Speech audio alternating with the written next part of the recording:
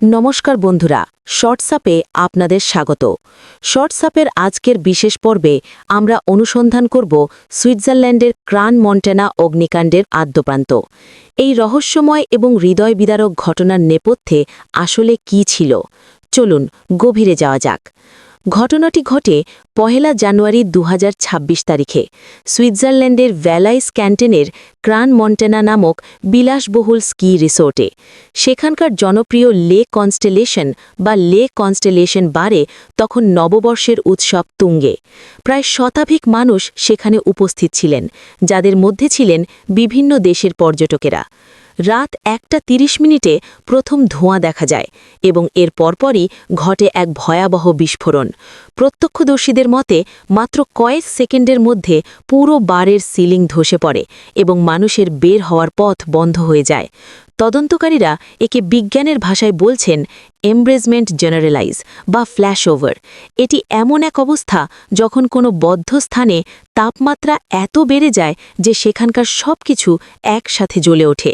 এই ভয়াবহ আগুনে কমপক্ষে ৪০ জন প্রাণ হারিয়েছেন বলে আশঙ্কা করা হচ্ছে এবং শতাধিক মানুষ গুরুতরভাবে দগ্ধ হয়েছেন।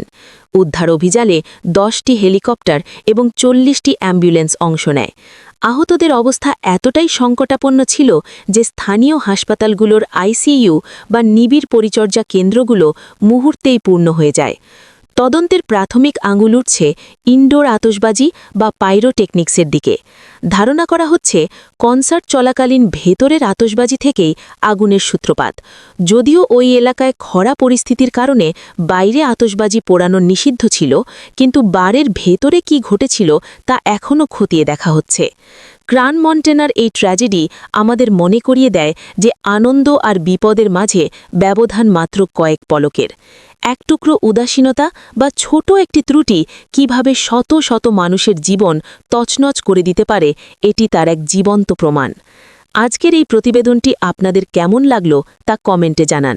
বিশ্বজুড়ে এমন সব রোমাঞ্চকর এবং গুরুত্বপূর্ণ খবরের নিয়মিত আপডেট পেতে সাবস্ক্রাইব করুন আমাদের চ্যানেল শর্টসআপ।